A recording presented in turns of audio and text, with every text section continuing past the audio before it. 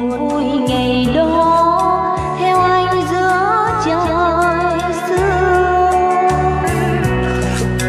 Sao xa phương trời nhưng sóng muôn đời chuyện lầu chuông thuở xưa.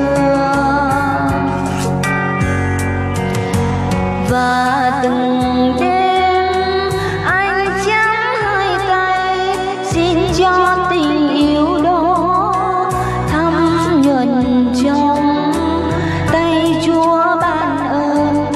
Ta xây lại gác chuông trên kỷ niệm xưa. Anh chắp hai tay xin cho tình yêu đó thắm nhuần trong tay Chúa ban ơn. Ta xây lại